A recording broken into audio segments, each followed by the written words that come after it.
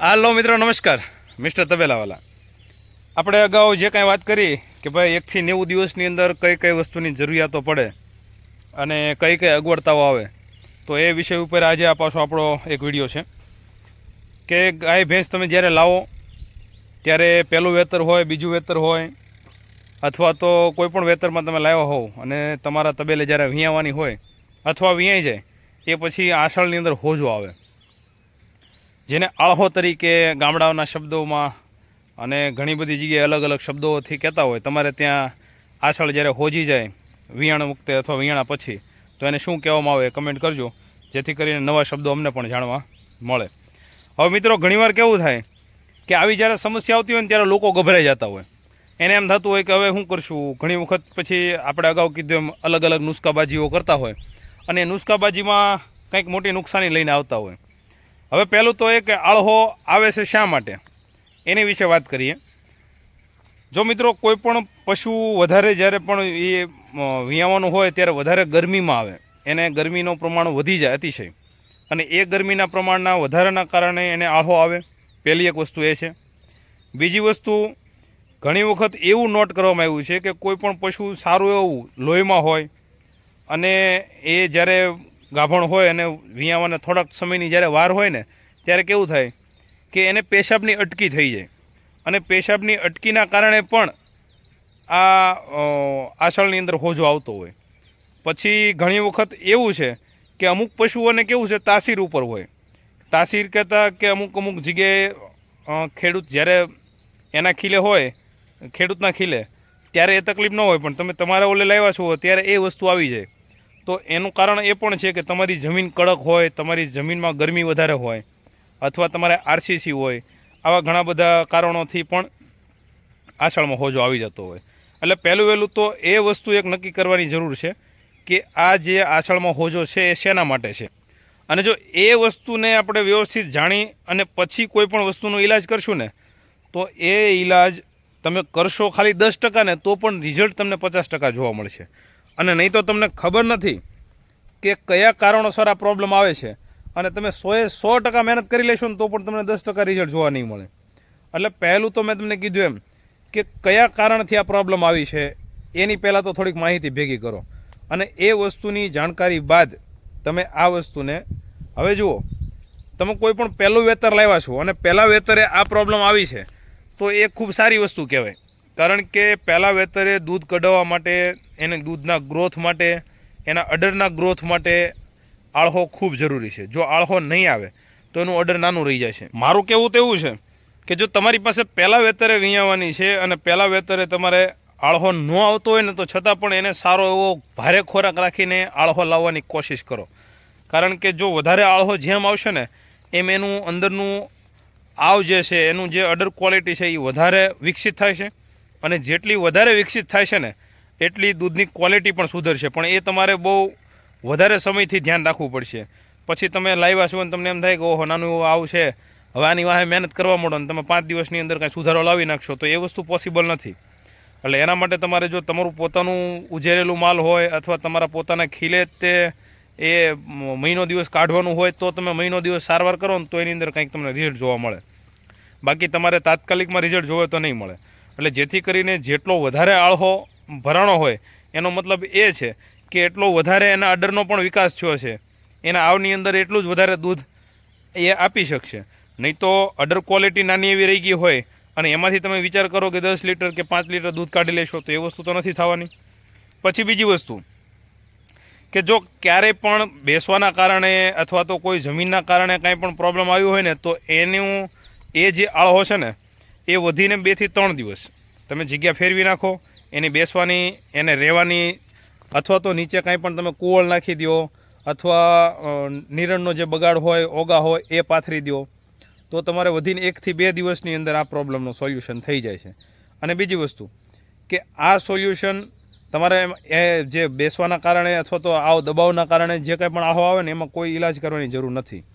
પછી હમણાં આપણે વાત કરીએ એમ કે જો કદાચને પહેલાં વેતરે છે અને આળહો આવે તો પણ એમાં કોઈ ઈલાજ કરવાની જરૂર નથી. વધીને 1 દિવસની અંદર એનો જે આળહો છે એ ઉતરી જાય. પણ એક દિવસ અને બીજા દિવસે જો આળહો નથી ઉતરતો તો એની પાછળ થોડીક તમારે કાળજી લેવાની જરૂર છે.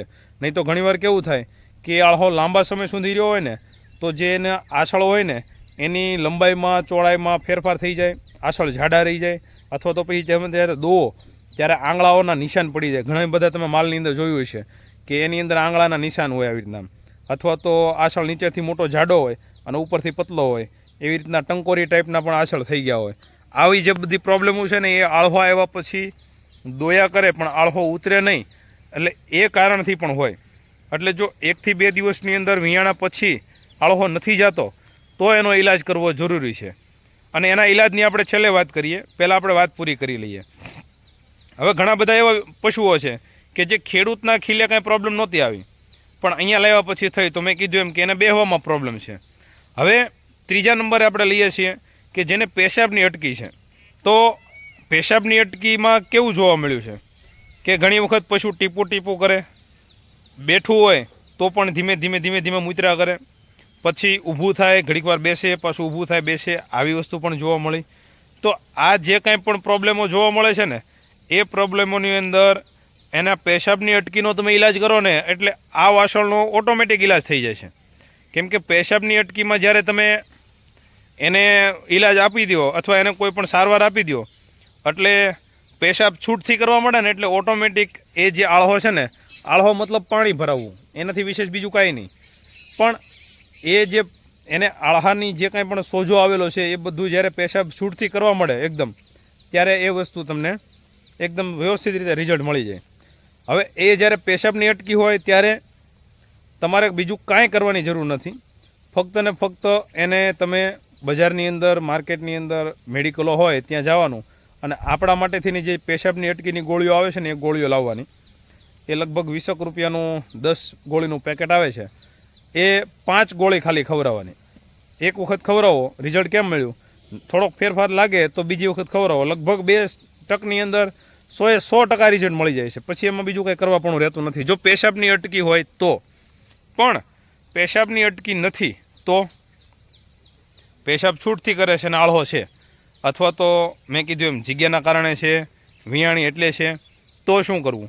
તો જો 2 દિવસની અંદર આળહો એની હાથે નથી ગયો તો એની અંદર તમારે એરડિયાનું તેલ લેવાનું. આદુને વ્યવસ્થિત મસળી સૂંદો કરી એનો મલમ ટાઈપ બનાવી અને એની અંદર એરડિયાનું તેલ ભેળવી દો. અને એ એરડિયાના તેલને તમે 4 આસળની અંદર અને નીચેના અડરની અંદર, સાઈડમાં ક્યાંય નહીં, નીચેના અડરમાં અને આસળમાં એ જગ્યાએ લગાવી દો. 1 થી 2 ટક તમે લગાવશો એટલે બહુ સારું એવું તમને રિઝલ્ટ જોવા મળશે. હવે ઘણી બધી જગ્યાએ મેં એવું પણ નોટ કર્યું છે, આ વસ્તુ મેં પોતે જો કે ટ્રાય કરી લીધી છે, પણ ઘણી જગ્યાએ મેં નોટ કર્યું છે કે ઘણા બધા ગઢિયાઓ છે ને આળહો આવ્યો એમ કહીએ ને એટલે શું કહે કે તમે જે થાળીમાં જમો, તમે તમારી પોતાની થાળી જ્યારે જમો ને એમાં તમે હાથ ધોઈ નાખો અને એ હેઠાળી થાળીનું જે પાણી છે ને એ પાણી તમે ખાણમાં નાખીને ખવડાવી દો એટલે આળહો ઉતરી જાય છે. અને આ ટ્રાય મેં પણ કરીને જોઈ છે, આ રીતે પણ આળહો ઉતરી જાય છે. હવે એનું કારણ શું છે એ ઘણી વખત ઘણા બધા વ્યક્તિઓ છે ને ઊંધા સમજતા હોય, પણ હકીકત એવું છે કે પશુઓને કેવું હોય કે અમુક ડિસ્ટર્બ થવું જરૂરી છે. એ ડિસ્ટર્બ થઈ જાય ને, અથવા અમુક સ્વાદ, અમુક સુગંધ, આવી અમુક વસ્તુઓથી પશુઓને ઘણો બધી રાહત થઈ જતી હોય. તો આ જે મેં થાળીની વાત કરી ને એ જ વસ્તુ છે કે એ ડિસ્ટર્બ થઈ જાય.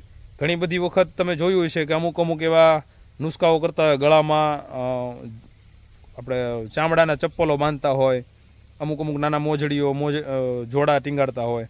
તો આ બધી વસ્તુ છે એ એક પ્રયોગ જ છે, પણ આના વૈજ્ઞાનિક કારણો પાછા બહુ અલગ છે. ઘણા બધા વ્યક્તિઓ એને બીજી નજરથી જોતા હોય તો એ એનો વિષય છે, પણ આ બધી વસ્તુ પણ જરૂરી છે પશુઓ માટે. એટલે મિત્રો, જો તમારે કઈ રીતનો આળહો છે ને એ એક નક્કી કરી અને એ પ્રમાણમાં પછી તમારે આ વસ્તુનું કરવાનું, જેથી કરીને તમારે આ પ્રોબ્લેમ ન રહે. અને હા, બીજું એક ખાસ જાતા એ જણાવી દઉં કે જ્યારે પણ આળહો હોય ત્યારે એવા વ્યક્તિઓને દોવાનો આગ્રહ રાખવાનો જે મુઠ્ઠીએ દોતા હોય, નહીં કે જે અંગૂઠે દોતા હોય. હવે જે મુઠ્ઠીએ દોતા છે ને એને કેવું થાય છે, આખો આસળ એના હાથમાં આવશે, જેના કારણે એમાં આંકા પડવા અથવા તો એમાં બીજી કાંઈ પણ આસળમાં ફેરફાર, એની ગોળાઈમાં ફેરફાર થવી એ આવતી નથી. પણ જો તમે અંગૂઠે દોતા હો તો આ અંગૂઠાનું ટેરવું લાગીને ઘણી વખત એ આસળ તમને, મેં કીધું તો અગાઉ વિડીયોમાં એમ કે ગોળાઈ નીચે દેખાય, ઉપરથી પતલો દેખાય, વચ્ચેથી ઘણી વખત ગેપ પડી જાય, ઉપર નીચે જાડો હોય ને વચ્ચેથી ગેપ પડી ગયો હોય. જ્યારે આળહો હોય ને ત્યારે દોવામાં જો ફેરફાર થશે ને તો એ ફેરફાર પછી છેલ્લે સુધી રહેશે, એ ફેરફાર પછી ઘડીકમાં જશે નહીં. એટલે જ્યારે આળહો હોય ત્યારે દોવાની એકદમ શાંતિથી, થોડીક વાર લાગે તો વાંધો નહીં, ખાસ કરીને મુઠ્ઠીએ દોવાની. એટલે મુઠ્ઠીએ દોવાથી શું છે કે એ તમારે આસળની અંદર બીજા કોઈ પણ જાતની નુકસાનીઓ જોવા મળે છે નહીં. અને બાકી મેં તમને જે આ 3 ઇલાજ કીધા એ 100% કામ કરે છે. અને એ બધા ઇલાજ મેં પોતે જાતે જે કાંઈ પણ કરેલું છે એ જ જણાવું છું, જેથી કરીને તમને રિઝલ્ટ 100% મળે. પણ ઘણી વખત એવું જોવા મળે કે ભાઈ તમારે અહીં આળહો ઉતરી ગયા પછી એકાદ આસળ હોજેલો રહે તો ડૉક્ટરની સલાહ જરૂરથી લેજો, કારણ કે એની અંદર બીજી કાંઈ પણ ગાંઠો આ છે તે છે, કાંઈ બીજી વસ્તુ થઈ નથી ને એ ચેક કરાવી લેવું. અને એવી ચેક કરાવ્યા પછી એનું કાંઈ પણ તમારે નુસ્ખો કરવો. નહીં તો ઘણીવાર એવું થાય કે 4 આસળમાંથી 2 આસળમાં 3 આસળમાં આળહો હોય ને એ ઉતરી જાય, પછી 1 આસળમાં રહી જાય, કડક થઈ જાય. દવાઓ તો ગાય ભેંસ હોય તો એ ઠેકડો મારે, પાટું મારે. તો આવી સમસ્યાઓની અંદર ડૉક્ટરની જરૂરથી સલાહ લેવી. ફક્ત નુસ્ખાબાજી ઉપર ન રહેવું, કારણ કે અમુક વસ્તુ તમને ખ્યાલ નથી અને તમે કંઈ કરશો તો એ મેં કીધું એમ કે અનુભવ વગર બધું ખોટું. એટલે એ વસ્તુ પહેલાં જાણી લેવી કે આને કાંઈ ગાંઠ નથી થઈ ને, અથવા દોતી વખતે ઠેકડા મારે છે અથવા તો પગ હલાવ્યા કરે છે, તો એ વસ્તુ પણ એક નોટ કરી લેવી. ચાલો મળીએ કંઈક નવા ટોપિક, નવા વિડીયો સાથે. અને તમારા મનમાં કાંઈ પ્રશ્ન હોય તો અમને કમેન્ટ કરવાનું ભૂલશો નહીં. એ પ્રશ્નોના તમામ જવાબ અમે વિડીયોના માધ્યમથી અથવા તો કોઈ ઇમરજન્સી હશે તો મેસેજના માધ્યમથી આપી દઈશું. ચાલો મળીએ કંઈક નવા વિડીયો સાથે. રજા આપો. Bye bye.